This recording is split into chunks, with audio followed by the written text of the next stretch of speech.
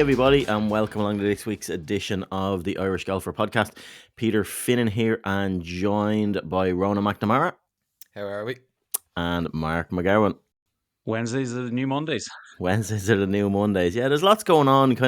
Mondays didn't suit this week. We were kind of waiting for the second round of the TGL game week 2, and we'll get stuck into that in a little bit as well. But yeah, lots to digest through this week. We're only back a week into it, and yeah, lots going on behind the scenes, and lots happening that we can chew the fat over. But before we get stuck into that, I'd like to thank Flowgas for their podcast sponsorship. So visit flowgas.ie for all of your energy needs. They do electricity as well as gas, as you see by their current campaign that we keep mentioning. They're not just it's a gas bunch of lads. They do the whole lot. So yeah, with the weather as the way it is out there, they definitely have plans to suit you. And we're blue in the face saying it on this podcast, but they support golf in a very, very big way. So it'd be good if you could support them back. And they are actually good value as well when you look into it. So flowgas.ie for all your energy needs. Right, where do we start this week, lads? Will we sort of take a little bit of a step back? And I know we got deep into Tom McKibbin last week, and it was kind of before the Team Cup. Lots has transpired and happened since then, since we broke that last week. But I don't know, positive and negatives. But the Team Cup itself, let's talk about that really, really quick. I know you watched a lot of it, Ronan. What were your thoughts on it? Yeah, I can see the purpose for it. I mean, 7 of the players made it onto the Ryder Cup team in 2023, so there obviously is a pathway there. I know the one-sided nature of the contest, people are sort of questioning, well, what value is it to Luke Donald and Team Europe? But from a pairings perspective, there was definitely a couple of lads who you could see, lining out together on a Ryder Cup team in Bethpage Black. I think we learned a lot. McKibbin was one of the stars for GB and I know we're going to get into that, but I thought Mathieu Pavon put his hand up for continental Europe. I think having 1 or 2 French guys on the team wouldn't be the worst thing in the world going over to the States. I think Tyrrell Hatton, if it was ever a doubt already, like he has to be a must-have on the team this September. And that was my main takeaway from it. Like Rory McIlroy, Shane Lowry wasn't there. I know Tommy Fleetwood was there, but Tyrrell Hatton, I think, really stepped up. And I think he's been a foil for Europe since he sort of made his debut. And I think he's ready to step up now into like a leadership role alongside the McIlroys and the Hovlands and the John Rahms on the team in September. So I just thought the way he marshals Tom McKibbin was really good. He brought the best out of Matt Wallace. I think that's quite an interesting pairing, or would be an interesting pairing if Matt Wallace could qualify automatically, because I think there'd be plenty of fireworks there that you kind of need in a Ryder Cup match. But no, I thought, even though the singles was kind of a write-off, I thought there was definitely a purpose for it again this year. Yeah, I totally agree with you on the Tyrrell Hatton thing.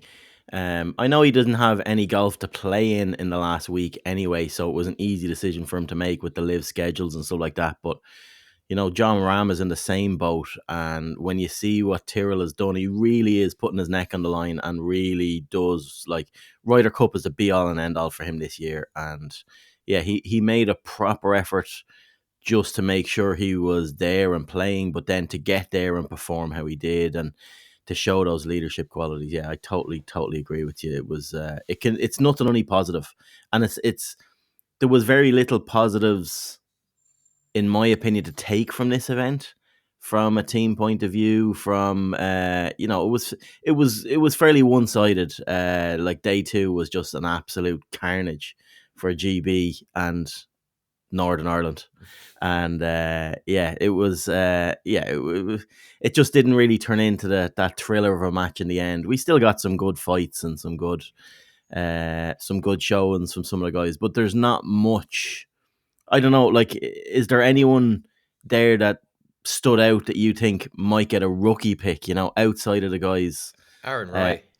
Aaron Rai. Yeah, he did well. He did do well. Like, there's a few lads obviously who did well, like your Paul Warings and Laurie Cantor, but Romain Langasque. But you're kind of like, are you really sort of Ryder Cup material? And you kind of have to say no. certainly at the moment anyway. Unless they qualify automatically, then you can have no complaints. But other than Aaron Rai and Matthew Pavon, and Tom McKibbin, to be fair, I think they're the three that kind of stood out as potential rookies. Mark, what are your thoughts? You're mad to get in there. You'd add Matt Wallace to that as well. Wallace played well throughout the week, really. Bit of a wobble coming down the stretch in the singles match. But you could say the same for McKibbin there. So you can't hold it against Wallace and give McKibbin plaudits there. But yeah, look, there were a lot of good individual matches in it. A lot of matches went kind of down to the wire, came close. It's just they all kind of tended to tip GB and I's way in the early stages, at least, and then whenever they started the last couple of matches in the course in singles, actually swung the other way, but it was already obviously too late at that point. But I like what Ronan said earlier on about having a Frenchman or two on the team. It would be fantastic if you actually had like a French pairing to send out in the Ryder Cup, because have them talking French on the course, piss off the American players, piss off the Yanks. I mean, shades of when Seve and Ollie played together and were talking Spanish, and Curtis Strange got annoyed with them and asked him. He said something like, "Can the both of you speak Christian?" or something like that. It was a classic American response to somebody having the gall to speak in their native tongue. But yeah, French, particularly in New York. It would be fantastic to have a couple of French players there, but it's a long shot. It is a long shot. Pavon is definitely capable of making the team. I don't realistically think Rosner or Langasque or any of the other French players are likely to be there. But yeah, I mean, it was disappointing.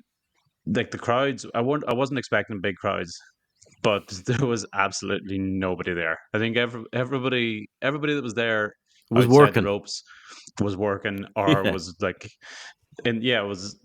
or being paid to be there, in some sort of form. So yeah, it's not going to be great preparation for Bethpage whenever there's like 100,000 screaming New Yorkers there. Like it's, it serves a small purpose, but you can't take too much of it in the long run. Yeah, some of it was a bit gimmicky. We were saying about the screaming New Yorkers. Did you see the speakers that they did on the practice day, like the pumping out USA, USA? That was gimmicky. Now that was. I know Luke Donald. He's trying to do something to get them going, but they're looking around at like not a sinner in the place, and like speakers amplifying 10,000 people roaring USA, and you're just going, all right, and they had a comedian on one of the holes, like roasting the players as they were coming through again. Like it's. I mean, I suppose you're trying to simulate. Yeah, you're trying to simulate match it like what they're come up against, and like at least they're trying. At least they're exposing guys to something. But yeah, it just came across a bit gimmicky. Yeah, that's one of those things that if Europe end up winning in September, it'll be looked back upon as like, that was an absolute masterstroke, a genius move by Luke Donald back into Abu Dhabi. But if they get a tank in, then everybody will go, it was a disgrace. They, the seeds were sown then. The matches were kind of. We'll get stuck into the McKibbin thing now because lots has happened even in the last few hours on this story developing and people's comments on it. But it did kind of overshadow the preview of this event when he was asked specific questions, didn't comment on it, and kind of shied away from making any comments on the LIV move. And yeah, by all accounts, I don't think they were very happy in the GB and I European camp with the way it sort of panned out for the week. One really big positive I'll say about Tom is like when his back is to the wall, and like that would have been hard for him last week to perform, and he did perform under that sort of scrutiny and that sort of pressure, and he didn't expect to be going into a week like that and all eyes were on him and media attention on him over anybody else, and then like the pairing with Tyrrell Hatton, everything just grew legs and took off on him. But he has this unbelievable mental fortitude just to be able to pull the shutters down and say, you know what, feck this, I'm here to do a job, and he does that job and he executes, and like that's a serious attribute to have that when the going gets tough, like he thrives in it. Like he really does thrive in it. Yeah, it's like there's a bit of tunnel vision there, and a little bit of a don't give a I'm not going to say the word, but and that's a great thing to have as a sportsman, and particularly in an individual sport. I'm not, how did the news actually break in the first place? I'm trying to remember. Can you We remember who broke it broke there. We broke it there. No, it come up BBC. I think one of the lads on BBC. No, it came out first in Spain.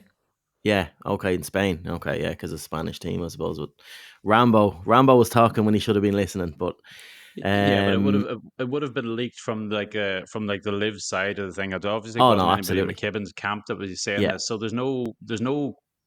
Yes, I can understand why the GB&I team bosses or whatever might have been a little bit disappointed about it coming out, but they can put no blame on McKibbin for that, No. because obviously he didn't want it to come out either. So, And Justin Rose alluded to that. In fairness to him, before the thing, said, "Listen, we've been through this a million times now. At this stage, it's second nature to us. Guys moving, guys not moving, and everybody."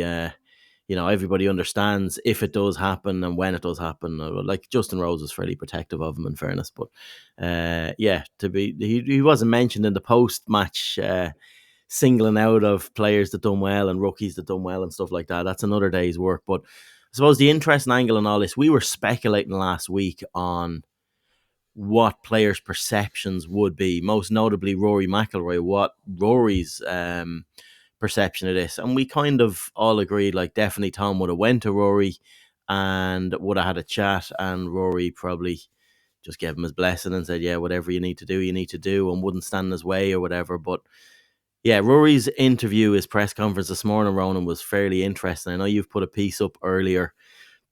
Like, I'm not going to say he wasn't happy, but he's more disappointed. Yeah, that's pretty much the way to describe it. He is disappointed, but yeah, it's funny. Whenever there's a live link or a live rumor, we always sort of have to wait. Well, what's Rory going to say about it? Yeah.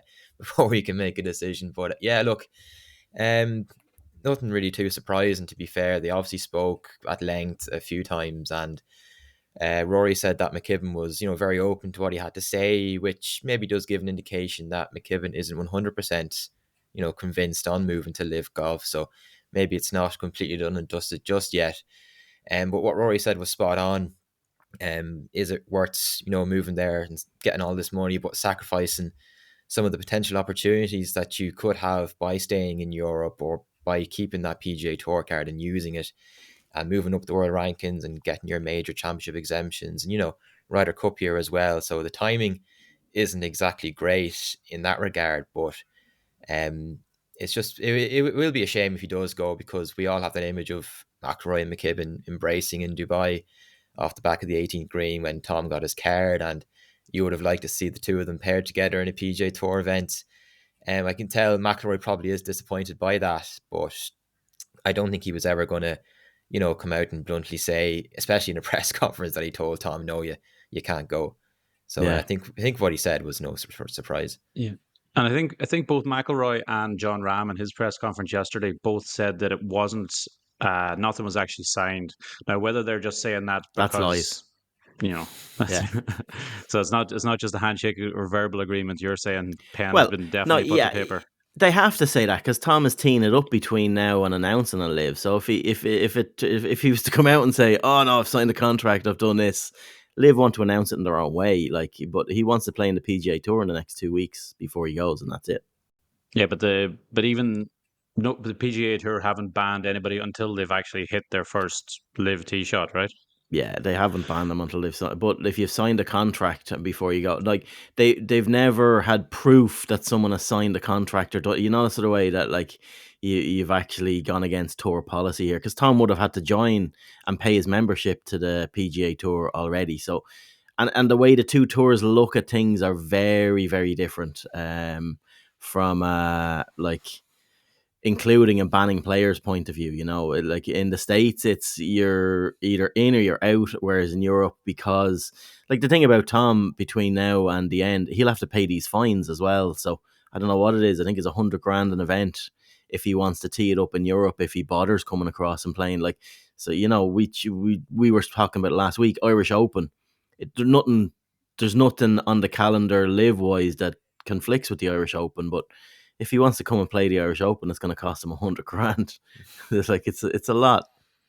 The thing No, about it's the other way around. It's you get fined for every live event that is conflicting with a European Tour event. If you play that live event and don't play the European Tour event, or you choose the Okay. live event over that, then you get fined for that. So if if live have 14 events and all 14 of them are opposite a DP World Tour event, then it's going to be like a 1.4 million. I don't know if it's dollars, euros, pounds, and whatever it is. Yeah. But yeah, I think that's the way it works. Yeah, even Harrington came out and was fairly. Harrington was a little bit more direct about things. I'm not sure if you've seen those comments this morning as well. On like, he was more like, well, it's only money. Like, you know, he's gonna set himself up money wise, but he's not gonna learn anything and live. And I kind of take that with a pinch of salt, because you're getting, like, you know, Harrington's 52, 53 years of age, has done all his serial winning, has made stacks and stacks and piles of money. Sort of telling a 21-year-old, yeah, to think experience and not money it's a hard one for Tom. I totally get where Harrington's coming from, but even Rory saying what he's saying, you know, Rory giving advice. It's very easy as a billionaire to be giving advice to someone that's just starting out. Yeah, and Tom has made a nice few quid in the last few years, but he's also spent a good few quid. He's gone through caddies. He has a big team around him. You know, he hasn't really got close to his potential yet, I think, from a commercial point of view and his value in the game and stuff like that. So yeah, he's shutting down the major doors, and I'm sure when we do get to talk to Tom directly on it, he won't look at it like that. That he thinks that something will be done in the background. He's already in the Open next year, but yeah, there's lots to go on. It's nice to see people being very open and honest with their opinions, though. So for Rory and Harrington to go on record as two guys that actually know Tom fairly well, especially Rory, you could really, there was a bang of disappointment that you could hear off him, and he was very. If he's saying that, like you said, Ronan, if he's saying that in a press conference, I can only imagine what the actual conversation was like if he's coming out and he's not been hard on Tom, but he's just been very open and honest about what they Yeah, exchanged. I'd say it was tough. it was from a golf point of view that he was talking. He was saying like his access to major championships, his potential to play in Ryder Cups and everything. It's massively diminished by him going to live. Sure, he might do well enough to play his way in anyway, but it's odds against, certainly for the Ryder Cup anyway. I mean, the Masters, unless he wins one of his early PGA Tour events before he goes, he's not gonna get into the Masters. He'll require, again, a couple of really good finishes to get into the top 100 in the world to get a PGA Championship invite. He's not a high enough profile player to get a special invite to the PGA Championship, which then leaves the Open, which he's in, and US Open qualifying, which he needs to navigate, and which is a tough thing to do because you have to go and you have to beat a hell of a lot of good players on one day over 36 holes of golf, which, I mean, he did it last year, came really close the year before, but there's never any guarantee that you're gonna make it through that qualifying. Every year you look down through the leaderboard on that day, and there are like some seriously good players who don't make it through.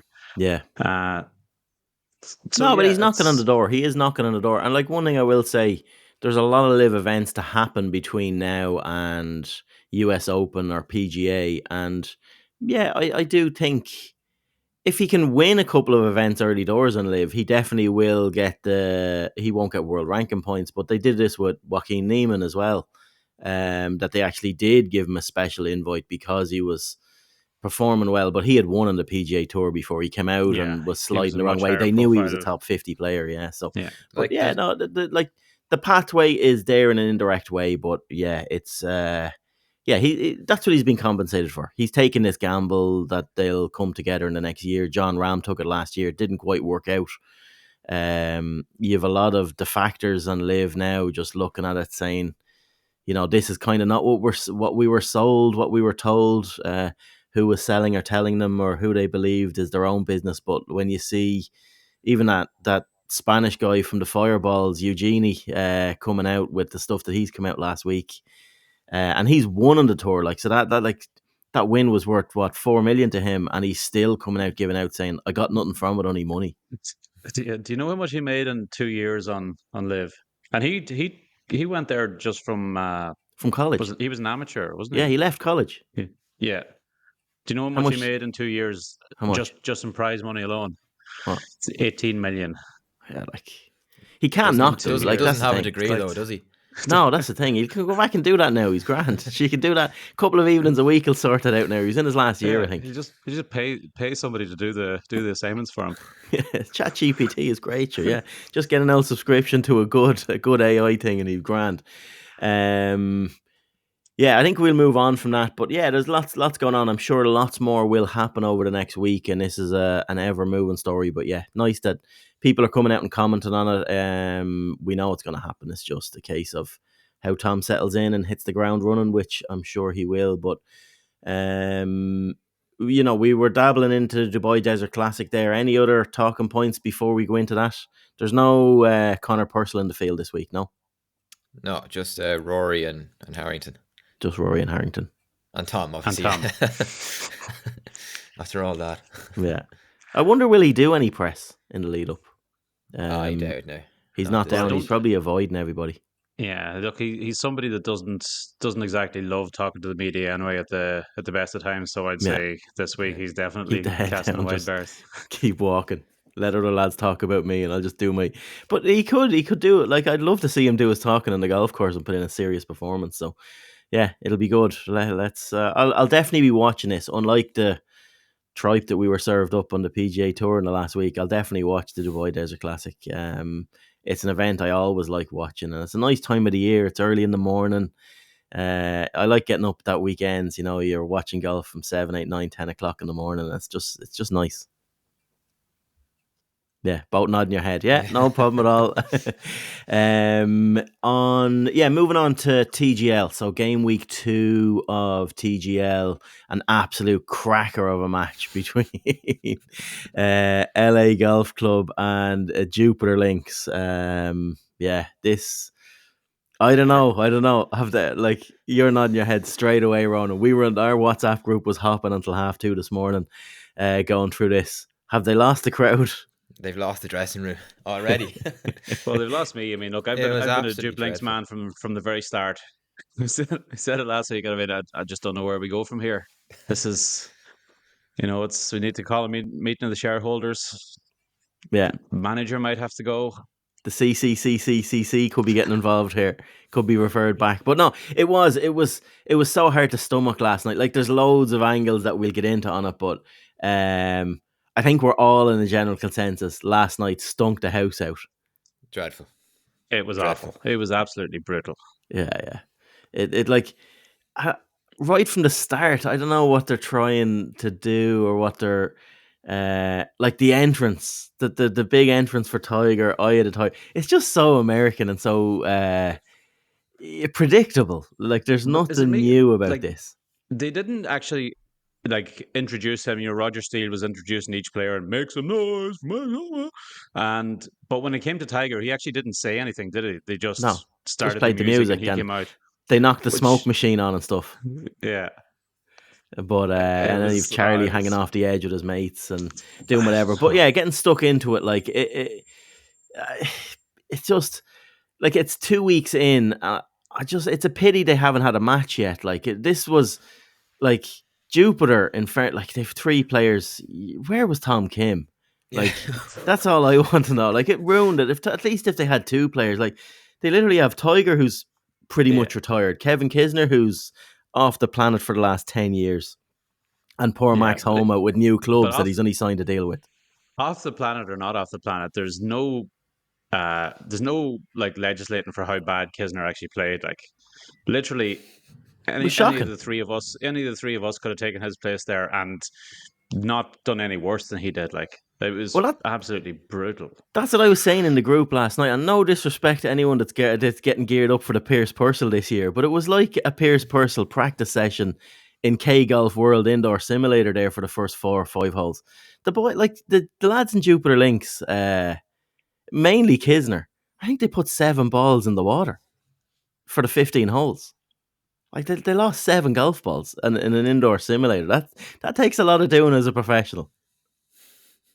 There's a couple of things as well that aren't great about it, and that I kind of noticed, like, and it was going on last week as well, but I kind of let slide because of the novelty of the whole thing. But a lot of the wedge shots and approach shots are terrible as well, just in terms of like players flying greens that they just know they wouldn't do on a normal golf course. I mean, that's happening a lot. Is it the tech though? Do you think that's the tech? They're missing greens by 20 yards. I think it has to be. That first Tiger sand wedge, it was 101 yards, and he like flew it like 30 yards too long, and he thought he hit it well. Yeah. I mean, again, from 100 yards with a sand wedge, if I hit it well, like it might be 10 yards short, it might be 10 yards long, but I kind of know it's going to be no worse than that if I think I've hit it well. Like this is Tiger Woods, for God's sake. Like, yeah, I think a lot of people are, and like last week we left. Nobody would criticize the tech, but I think this week, after looking at that, especially on wedge shots, these guys are all so good on wedge shots.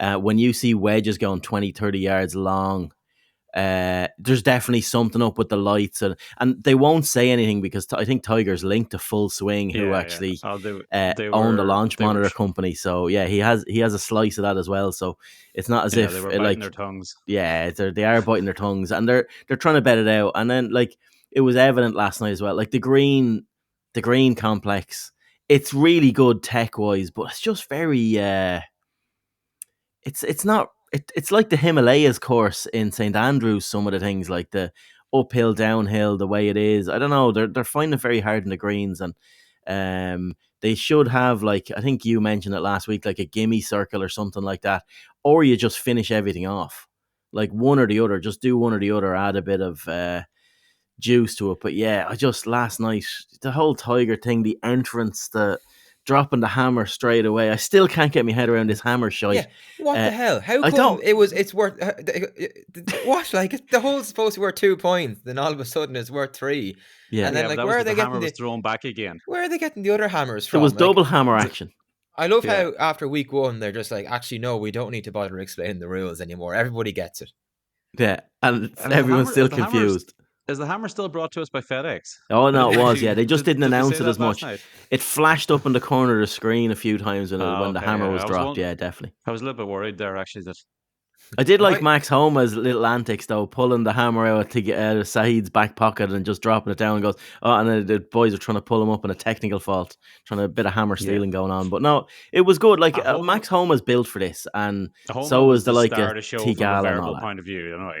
Like Homa, from a verbal point of view, Homa was by far the star of the show. He was brilliant. I'd have to go along. Do you know what? I'd have to go along with what Ronan raised last night. I thought Justin Rose was the star of the show. Happening. Yes, not happening. Rosie was the man. Rosie was the man, and he was putting well. He was hitting shots well. He was very vocal. Justin Rose, Team Cup captain. He's a man of the people. He is a man of the people. He'll be out around Adair now in a few years' time. He'll be the king of Limerick. Him and JP hand in hand before the Ryder Cup. He'd be walking the lads out, winning their 17th All Ireland in a row now in Croker. He's involved in everything. Don't underestimate Justin Rose. Am I the only one who, looking at last night, and obviously I know it's on a simulator, but am I the only one who thought, Tiger, you're 49 years of age, maybe you're just not that good anymore? No, you're the only one. Am I the only one? Yeah. I did not like Tiger's just Tiger's Tiger. Like it is what it is. I don't question how good or bad he is, especially not in simulated golf. He was having good fun. They kept saying at the start of this, they're bringing the juice tonight. And there was no juice there, but they will know very, very quick. One positive is, they showed DJ Khalid once. No interview, was good. He was sitting down. So they're moving away from that. I wouldn't be a big fan of the getting Serena Williams into the studio to try and talk to Tiger, and Tiger just blanking her out straight. I thought that was brilliant. Like, just didn't comment. And her basically admitting, I know nothing about golf. Yeah. It's like, I just put a few quid into this. But I mean, go on, Mark. I was going to say, the thing is, it's supposed to be an entertainment product. That's how this is going to live or die going forward, as an entertainment problem.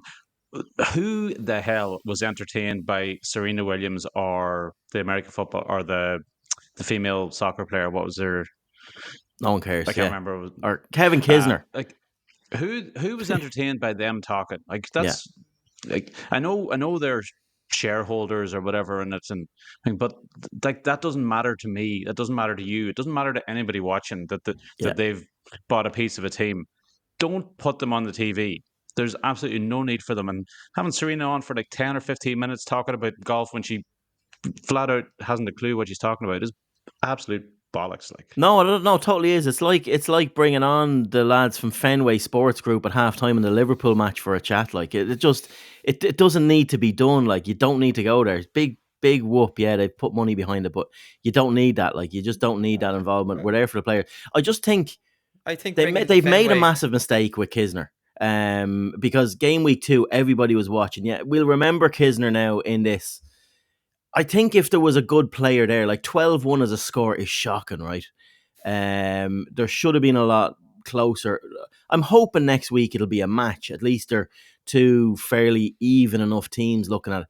And then we'll see what this is. But when you have a player like Kisner up against, like, you have to look at the LA team. It's stacked. Like, they're proper players. And they're all players on the top of their game. You have 2 part-timers and Jupiter Lynx and Max Homa, who, like we said, just got a new bag of clubs 2 weeks ago. It was always going to be a bit of a mismatch on paper, and it panned out that way. There was just no excitement. I'm hoping next week brings the excitement, because if it doesn't really quick, they'll have to change. Like, I think the whole philosophy of this works, but maybe not team versus team, one team versus one team. They might need to bring 4 teams in one night and be a little bit more creative, a little bit more dynamic between teams and players, and come up with something that's not just 1v1 and there's 6 players walking around and no one has a bog's arse what's going on. And if someone's not in their game, then it's like such a runaway score. But the thing about professional golf that I love, that most of us love, is it's very hard to get a separator, and there's a lot of holes are halved in match play. Normally in normal thing, like, there's too many holes being won here. Like, there's lads winning holes with 5s and 6s last night. Like, that should not happen in professional golf, no matter what they're playing on, be it outdoor, indoor. And for 12-1 scoreline, like, the lads in LA didn't even have to play that well. Like, they're winning holes with silly scores. Like, at least last week, Aberg and Lowry, straight out the gate, birdied the first, 1 up, lay a marker, drop the hammer in the second game, and off with you, done. But, like, this just did not have it. That, like, unless they get guys in, and this is why I don't think we'll see Kisner again this year. We have to just see Tom Kim. They have to take, if they want us to take this seriously, they have to take this seriously. And if they want to be looked at like a gimmick, like most people look at LIV Golf, and they criticize LIV for getting players in that are like washed up, no one wants to watch them past it. TGL did that last night, introducing Kevin Kisner into the game, and they just don't need to go that route. They have enough really, really good players that they can do it properly, let it grow its own momentum, and just do it right from the offset. Involving guys like Kevin Kisner, it's just a piss take, and it's devaluing the product that they've put so much into. I'm going to get down off my high horse now and stop pontificating about this, but I felt really strongly on that, because I would watch a bit of LIV, and the one comment I would always have was, they say they're falling over themselves with players looking to get in, but they're still renewing contracts with GMAC and players like that are clearly past their sell-by date. And they get knocked for that week in, week out for it's washed up for has-beens. Don't go that direction, TGL. Like, get it younger, fresher. Get guys like that want to carve each other up, both commercially and corporately, on, like, from a golf point of view, and let them enjoy this audience and thrive in it. Because they will. They'll get the dynamic right, but maybe not teams 1v1 is my feedback on it. Yeah, I mean, you've no Victor Hovland, no Scotty Scheffler in this. Now, obviously, they would have been asked, and they've obviously said no. But like, make it more worth their while to come. You know, like, again, you have to pay for value. That's why LIV struggled at the start. Got a couple of big names. Why they started generally or gradually picking off other big names. They had to pay for them. I mean, TGL are obviously paying people to be involved, but whatever they're paying Kevin Kisner is that much too much based on last night's evidence. Any other takes from it, lads? Any other positives? Well, Any positives at all the or time. negatives? I mean, it ran over 20 minutes, ran nearly 25 minutes over time as well. Which, again, for an American TV audience that were tuning in to watch Duke a against college some other basketball cappers, game yeah. with like an absolute, apparently I don't really follow college basketball, but apparently like one of the great young players in America was playing. It was like the equivalent of David Clifford being on after some absolute crap on TGL that runs 20 minutes over Ross Naroon. yeah. Most of your audience is tuning in to see David Clifford, and you have to wait 20 minutes watching this absolute dog shit. Like, Jeez, I'm surprised you didn't pull the Michael Murphy out of the game there, not David Clifford. Yeah. Seems he's playing in goals now, I believe, in Everton for Donegal. There's all sorts. Jimmy's doing queer things up in Donegal. yeah, you keep talking about that. Keep the whole country talking about Michael Murphy playing in goals. But no, is there any other positives on it or negatives on? Like, I'm really looking forward to. Like, I was a lot more conscious of looking at the auditorium and trying to hear what's going on in the background. I think I'm in for a bit of a rude awakening going here next week. That this is gonna stink it up big time for me. I think it looks they showed an awful soulless. lot of empty seats. Yeah, they showed an awful it? lot of empty seats as they panned the crowd, and this was Tiger playing. This is Jupiter and their home, their home ground. Yeah, so actually, I don't know. It'll be interesting. Actually, there's the thing we haven't talked about. Maybe like Tiger and Max Homa are both LA boys.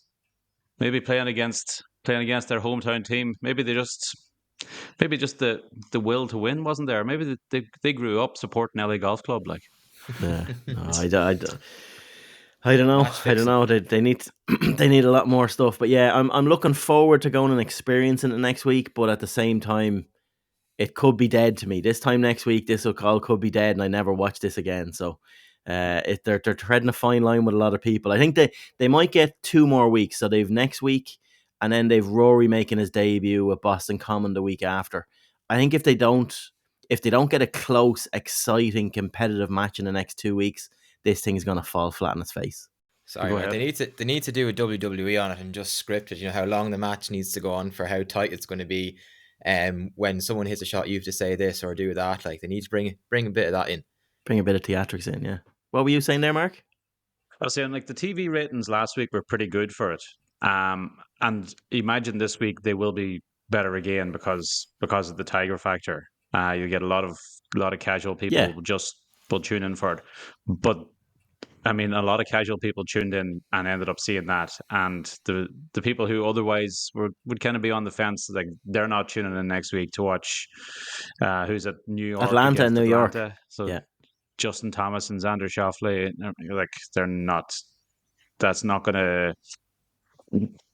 It's not gonna raise the interest levels. So it's basically, if it's not a good match next week, and then if the Rory, as you said, if the Rory Tiger match the week after doesn't provide any juice, then it's gone. It's dead. Yeah, they need to fix something. They need to change something up in it. No, but that's any other takes? We all good on TGL? I wouldn't say we're all good. I mean, fair play to Justin Rose. I will say this much: as much as I'm not a fan of the man. I mean, he was in Dubai just over 24 hours previously. It's a 16-hour direct flight, if a direct flight could be got. And I mean, all the jet lag and everything that comes with that. Like, if anybody was to be forgiven for stinking the place out, it would have been him. But he was all over it. No, he was good. But the fact that he was also playing there, I mean, there's a Rolex series in Dubai, which is a short spin from Abu Dhabi, where he was last week.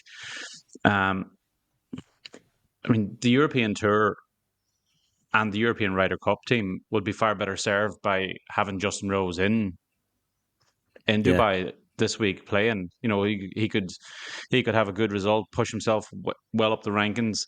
I think Justin Rose probably ends up being on the Ryder Cup team again this year, regardless, unless he's absolutely terrible for the rest of the year. But you'd much rather see him getting in as an automatic selection rather than having to use a captain's pick on him. Let the captain's picks go to players that are, it gives Luke Donald more leeway. No, totally. to pick players that he wants to pick.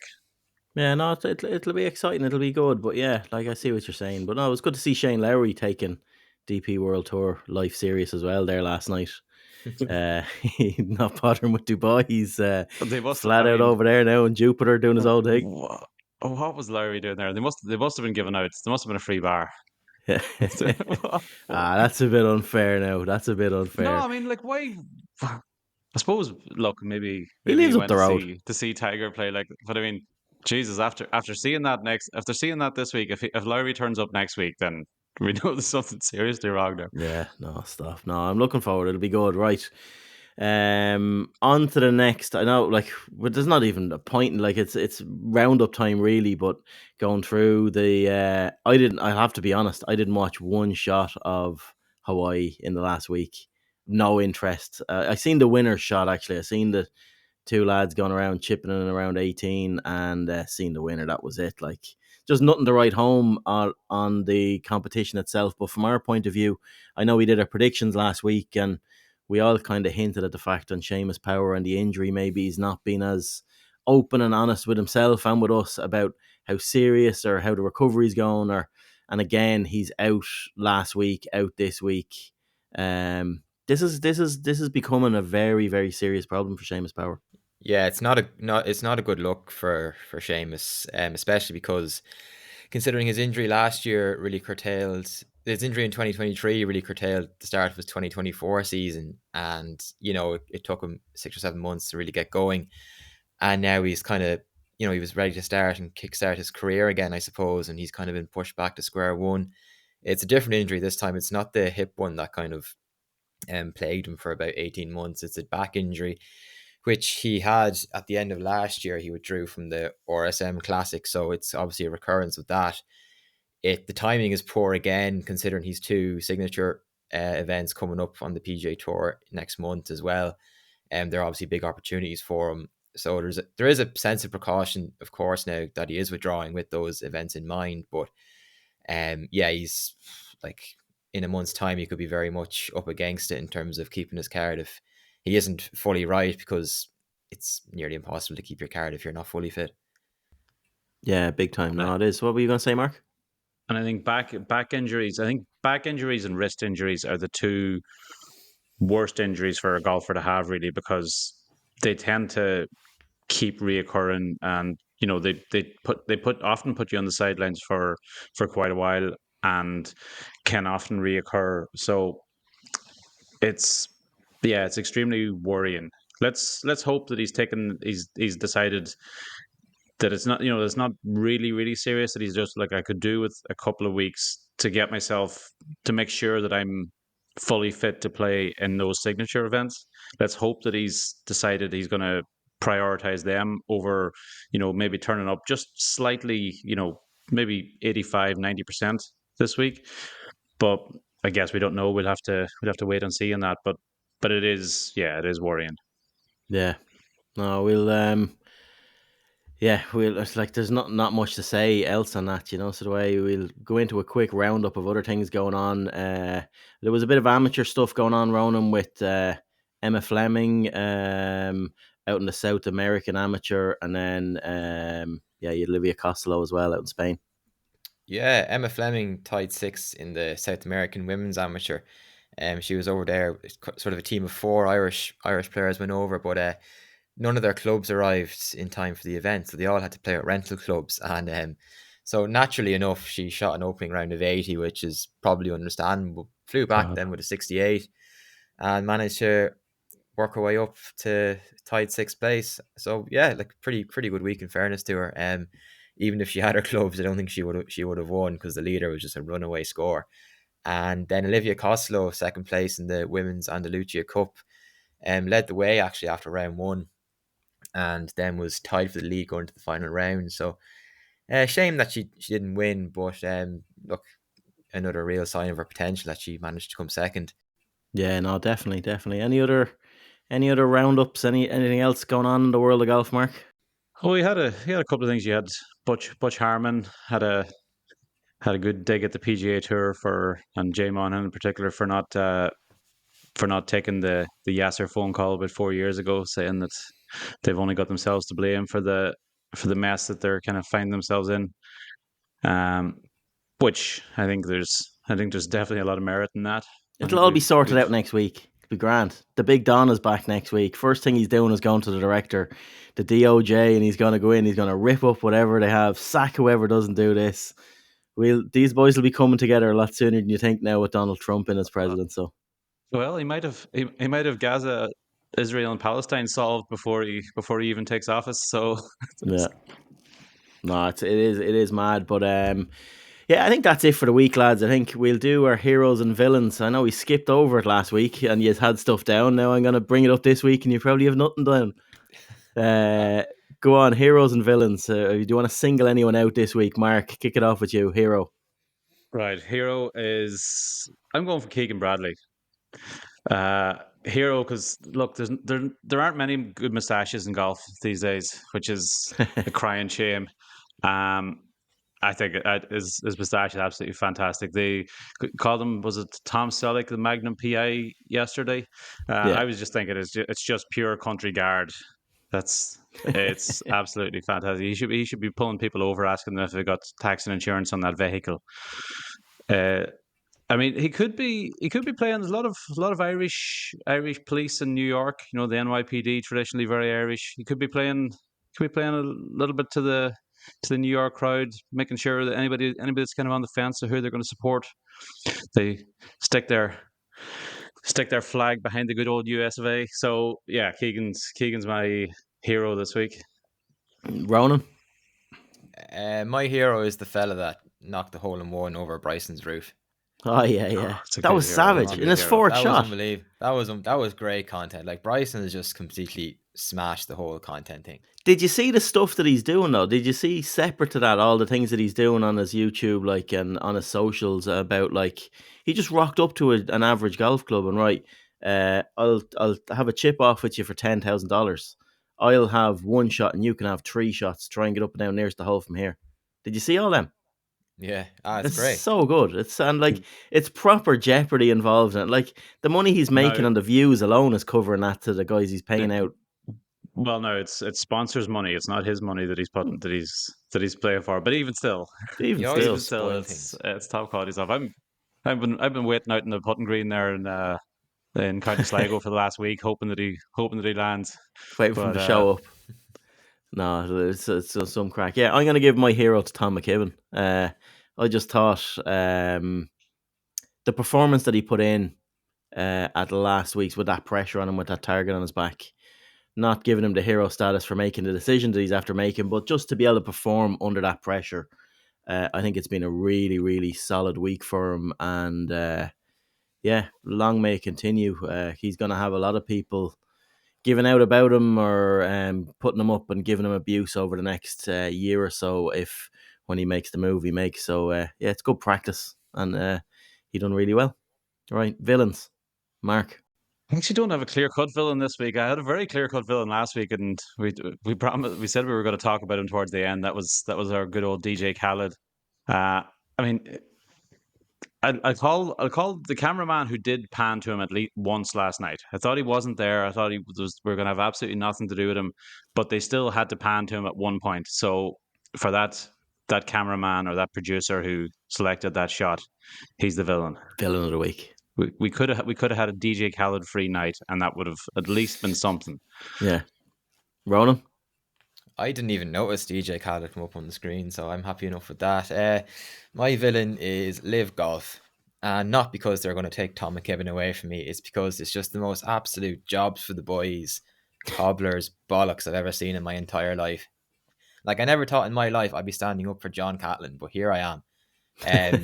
Like, considering they're renewing contracts for McDowell, Brandon Grace, Bubba, I mean, like, there's no promotion relegation thing here at all, even though they say there is. There just isn't. I mean, like, John Catlin played on LIV last year as a reserve and, you know, played pretty well, and he's going to be a reserve again, even though he won, like, the Asian Tour Order of Merit. In fairness, he did choke the International Series Order of Merit thing away, but, like, another LIV reserve got offered a contract, your man Ben Campbell. Like, he played 4 times last year at Catlin, 7th, 4th, T2, and then third with his teams as well. Like, so what more is he supposed to do? And I just think it makes a mockery. Like, you're trying to take this thing seriously, and I just think doing things like that, just like the TGL makes it just a bit of a gimmick, really. Yeah, So just Yeah, devalues it. what was the point in them announcing just before the end of the season that captains aren't exempt from relegation anymore, when the only captain who was in danger of being relegated didn't even bother playing the promotions event, like, what, 3 or 4 weeks later, because he knew that he was, well, a couple of months later, let's say, because he knew obviously that he was getting a new contract anyway. I mean, an absolute load of dung. So good pick there, Ronan. Yeah, no, I'd agree with that. Even though I'm a bit of a fan of most of the things they do, I agree with what you're saying on that. Well, like, there's not one player who's automatically come through that supposed pathway that they're supposed to be. Yeah. So, Yeah, no, you're right. You're bang on. Yeah, my villain of the week is Full Swing Golf. Those simulators, I'm gonna have to call them straight out.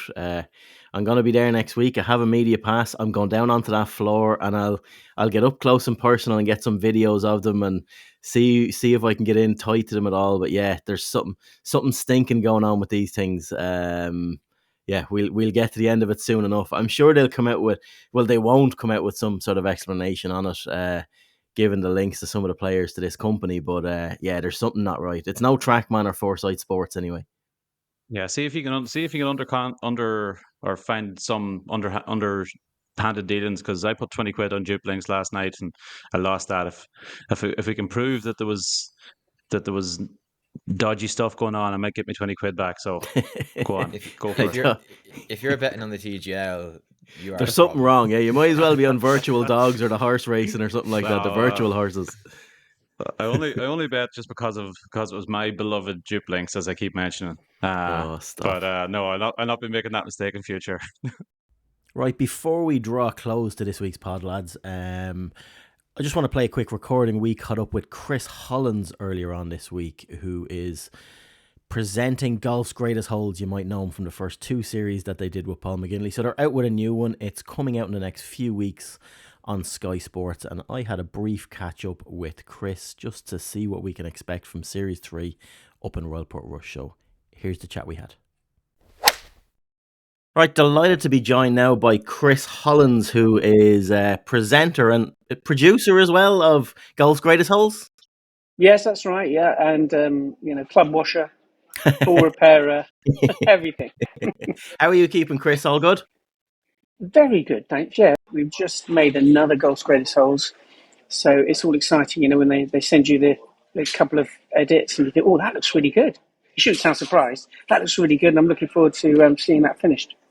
Yeah, like it's amazing what I'm looking at. So I suppose starting off Golf's Greatest Holes, how is your golf? Because looking at the first 2 series, you got a lot of hands-on help from Paul McGinley through those. Yeah. How's that helped you? He's great. I mean, there are 2 things to look at this. Number one, I just don't have enough time to play golf. Believe it or not, I played 5 times this year.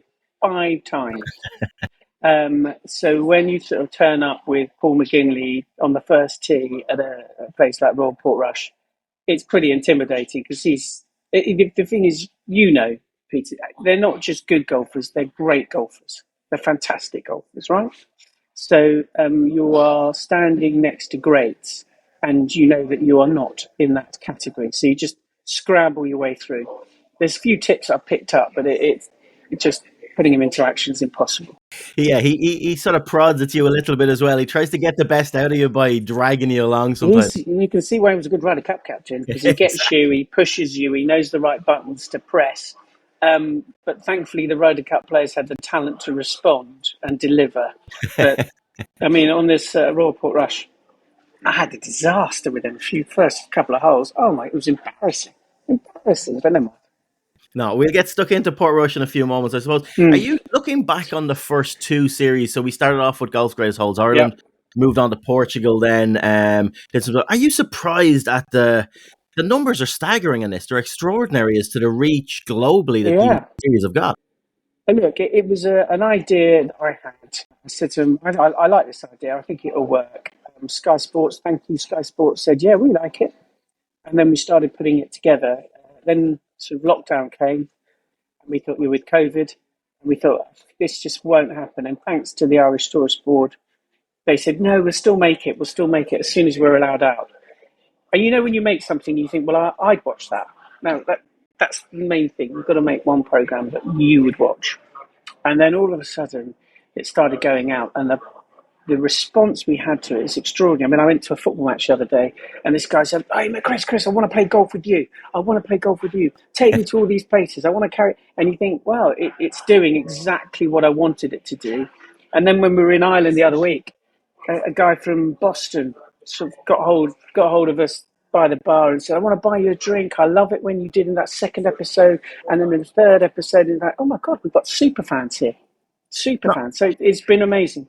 No, it really is. And I actually got that feedback as well through an aunt of mine who actually lives in New York. I swear to God, an aunt of mine that lives in New York. So I'd play golf with her twice a year when she comes home, or I'd go over there. And she ended up going to Lisbon with a bunch of 20 of her mates last year from New York. And I was like, why Lisbon? And she goes, oh, we've seen the Golf's Greatest Hole thing online. And we just said we'd have a look. They've seen it on cable TV in the States. And I'm like, this is unbelievable. That it really is that where it came from. And yeah, so it's great. Right, I want her number, and I want her to write something for our website, because that's exactly what the program's all about, just being inspired and going to do it. No, and that's what it is. And I tell you what, looking at it as well, what inspires me, looking at, like, I've played all the courses that you've done. It's the visual aspect of what you present. You're like, I see these holes from tee box to green, and when I look at your camera work, I don't recognize some of the holes. The how you're doing it with the drone footage from behind, from the sides. You can tell it's not exactly golf production. It's more cinematic as well. It's so good. That's very good. Thank you for that. Yeah, so Leap Productions, Jeff and his team, when I first met them, I still shudder.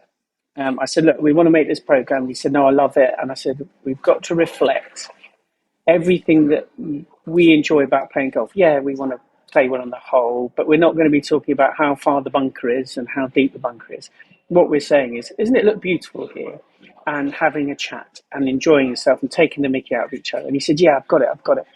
So I said, okay, so you've done a bit of golf before? He said, yeah, I've done the Dunhill Links. Anyway, we turned up, and the secretary of this club came out, and one of the cameramen said, shall I position myself in the sand pit? And I was like, oh, this is not a good start. And then what was great is Paul was standing over his tee shot, and he went to swing, and the guy just ran at him with a camera and swayed away. And I was like, no. And it's like, but they just did things differently. You know, I mean, some of that was particularly dangerous, and we told them not to do that again. But there is just, you capture different shots and different feels, and I think they do a great job. Yeah, no, on different angles and different viewpoints. No, that's what really stuck out for me in the production value. It was really, really good. Moving on into Royal Portrush, it's obviously ranked, like with ourselves, with Irish Golfer, we do a top 100 every year. It's ranked as the best course in Ireland with us.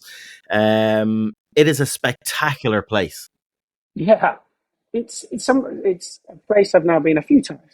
And I think Paul says it in the programme, it's as if God had put a strip of land down and said, that is a place you should make a links golf course, because it's just absolutely perfect, tailor-made for golf. I think Portrush itself is just an extraordinary place. You go down into the town, and it's like a seaside town, isn't it? You know, you holiday makers surrounding you, bit of fun everywhere. And we've heard from the other contributors in the program, which we'll talk about later. Some of them work there on the fanfare and all that sort of stuff. So it's a real family place. I really like it.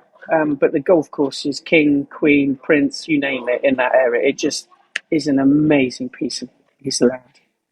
And going to somewhere like that, obviously it's a big year for them, hosting the Open Championship as well. So it's a perfect time to highlight this and look at how remarkable the actual whole place is. Yeah, and what I liked about that course, and I think Paul says it as well, is that you stand on the tee and you think, I can beat this one. I like this one. I like the feel of it. But if the wind gets up, it turns from being a little flick with a 3-wood and a flick to, wow, where am I even going to put this? Where am I going to put this? If I hit it left, as Darren Clark said to me, if you hit it left, it's really bad. If you hit it right, that's really shocking. And if you're short, it's a disaster. And just don't be long. At which point it's like, Okay, where does that leave me? But and that's what happens at a course like that. It looks very beatable, but it is capable of beating you up. Yeah. We're going to see a different setup of this. It's been you and Paul for the first two series, and you're involving a lot more people this time. I know you've just name dropped Darren Clark there as well. I do. No, I think what we constantly want to evolve the program. And Paul is still the king. He's still the boss. He still takes us on the journey. But this for the first time we've stuck with one course, because normally we go to different courses. But it's an open special, so I mean that's how we are titled. It's an open special. We wanted to go to Royal Portrush. We wanted to show everything about it. So why didn't we bring in a couple of local legends in? So we've got Darren Clark, no less, Open champion or former Open champion, in his back garden to show us exactly where to play and not to play. He is hilarious. He's in great form. He tells us a few secrets that you'll have to wait out for, maybe breaking news stuff. And we also see Jimmy Nesbitt, a very famous actor, brilliant fun. I kind of remember some of the holes we played because I was giggling too much. It was just extraordinary. He's terrible off the tee, but as soon as he's on the old fairway or green, he's lethal. It's a good feel. There's a lot more talk. There's a lot more crack, as they say. But the golf is still serious-ish.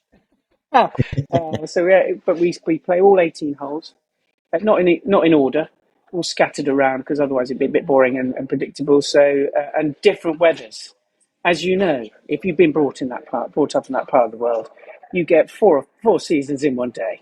And my goodness, poor old Paul got the worst of it. I mean, he really did get the worst of it. Darren, as if the gods knew he was coming. He was in shorts. It was gorgeous. And Jimmy got somewhere in between. That dynamic of going from 2 to 4 in a production team like that, like as in front of camera, and you're now dealing with 2 professional golfers as well, and their different takes on things. You must have got so much more out of dissecting this golf course, looking at it from the different perspectives. Yeah, I mean, that's the thing, is that I don't really want to dissect a course inch by inch, because I think that's for a very select few people, right? Who want to know that the wind is coming off from 15, 60 miles an hour, and the grass is a certain sun. Because I play off 6 or 7. It doesn't make any difference. You just know that you've got to hold it in that wind if you can. But what you did find, and what you do get, is a different approach to it.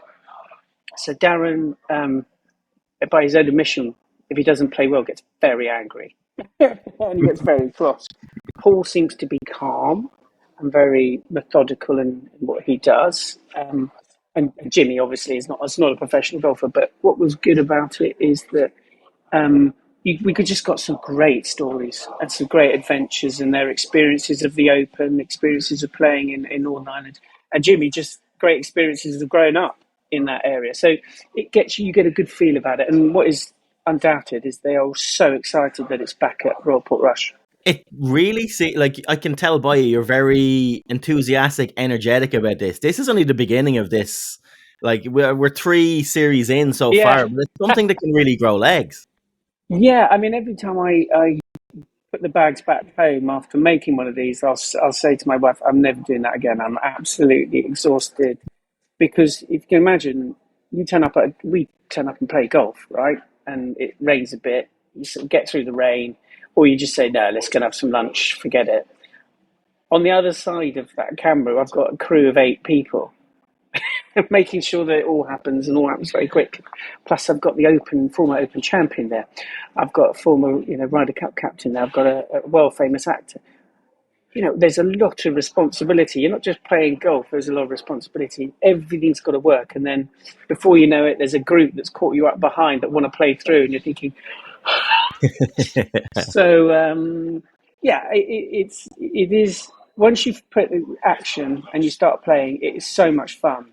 But all of the logistics around it can get a bit much. But as you say, the potential is enormous. So we get lots of people that say, oh, what about coming to this place? What about coming to do this? And the answer is yes, but we need you to help us. Just help us, logistics, bit of money would help, because everybody wants to tell their story, and so they should. I mean, your local golf club, will have a fantastic golf course, a fantastic golf hole. You know, that was the reason why we said golf hole in the greatest golf holes originally, is that every single golf club has one great hole. Some have more, but everyone has one, and they want to tell you about it. And that's what it was about. So, yeah, we encourage anybody to get in touch, and we'll be there. I'd love to see an open championship rota. I know you've probably looked at this idea before, like of all the open courses, pick the best of them and the greatest of the open and get a few major champions involved. You're already dipping your toe in that water already with Darren, so... I like that. Yeah, get a few open champions. The budget just went up there very quickly. It did. Listen. There's a call to action. And on that, like production values like that, like productions like this are expensive to produce, and it is. And the way you've brought this to market is so unique, as in it's distributed to so many channels, but you rely on the sponsorship. You've already said the Tourism Ireland, Falch Ireland were heavily involved in the first. I know Moto Caddy, companies like that. There are a lot of people you need to thank for the production of this. So in this particular one, Connected Innovations, or CI Global, an electrical technology company, they're a new company that are coming out in the new year. Fantastic technology that will save lives. They wanted to get involved with us, so we thank them as well. Your Golf Travel got involved in this one as well, so thank them, because without them, it just simply won't happen. And it's for us to now demonstrate to everybody how, you know, we give value for money. And so we are in 189 countries. We're over, I think, near 40 broadcasters globally. So the journey lasts for 4 years. So, you know, you can be watching whether you like it or not, you'll be watching us for 4 years. So I think that's what we say, is that we make programs that we hope people will want to watch and see. And we make sure that everybody has the opportunity to see it, and that's basically what deliver. And the great thing is the response is amazing. I honestly, nearly every day, someone will come up and go, "Do you want to go and golf? You should come and see my place." And blah blah blah. And they go, "Yes, I'm in." There's always hidden people behind joining the dots of getting these sponsors involved, getting these partners involved, and unfortunately, since between season 2 and this, you've lost one of those people that is heavily involved in the background. Oh, yes, you're talking about our great friend, John Collard. Yes. From Sport Impact, a fantastic sport PR company. A great individual, despite the fact he was a West Ham fan. A joke. I've known him I think we've known him together probably 15, 20 years, haven't we? Yeah. We've worked with him.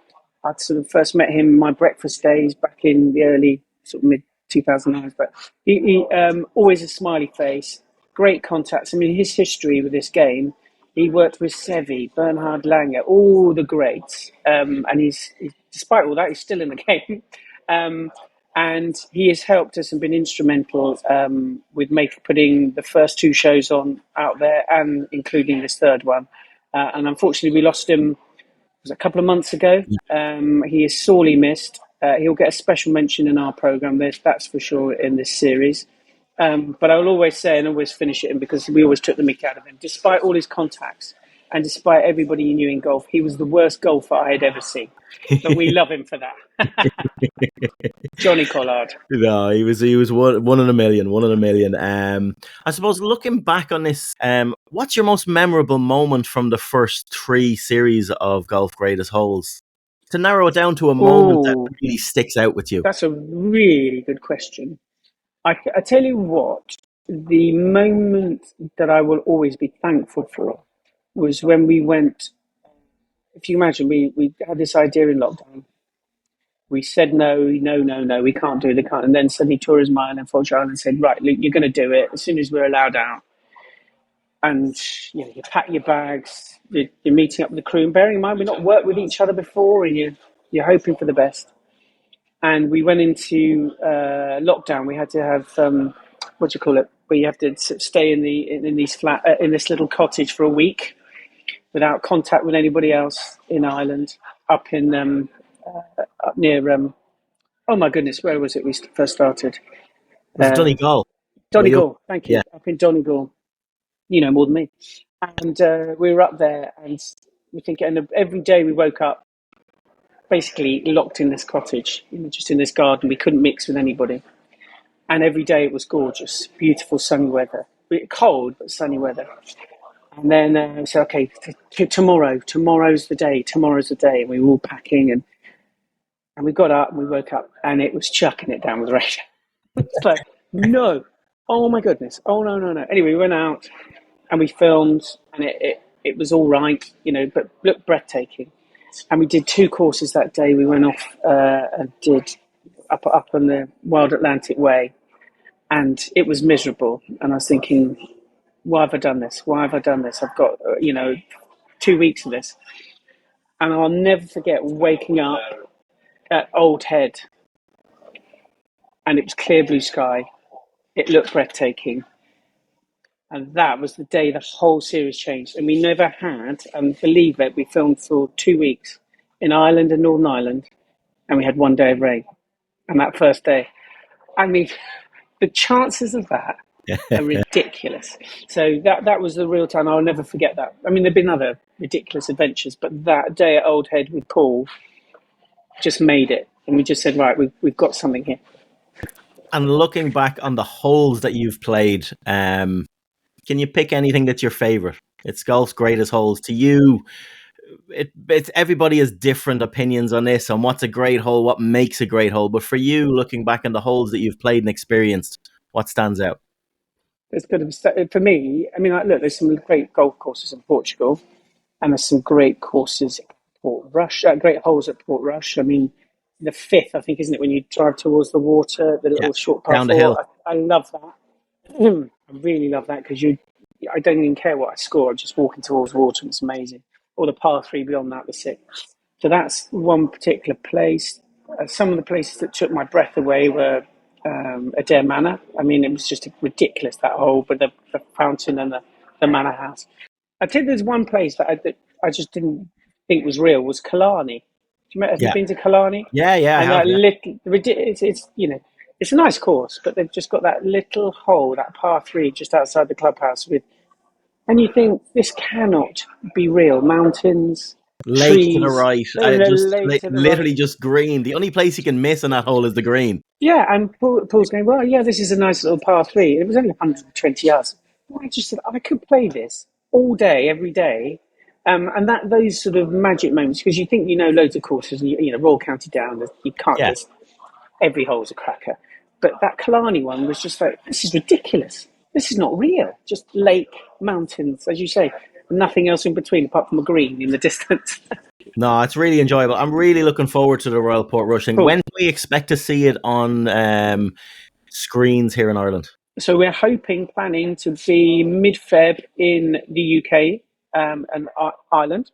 That'll be on Sky Sports. And then probably another couple of months, we'll start rolling out to the rest of those broadcasters. So don't quote me on anything, just in case I've pressed the wrong button. Chris, it should be good. It should be good. I mean, I've seen some of it. Darren is hilarious. Darren is absolutely hilarious. You can't not have a bit of crack with Jimmy involved as well. So no, exactly, yeah. Enjoy it. It's been an absolute pleasure. Thanks for your time. Well done on everything that you've achieved with Golf's Greatest Holes up to this. And no doubt we will chat to you soon. Brilliant. And let's have a game soon. Definitely. All right, mate. You take care. Thank you. Right, so there you have it, a nice little insight into what's coming up with Golf's Greatest Holes with Chris Hollins. So you can catch that on Sky Sports. It's kicking off in the next 2 weeks, so all episodes will be played weekly from there, and I'm sure you'll see it on repeat plenty of times. So cheers for tuning in as always, and we'll chat to you again next week. Thanks, bye.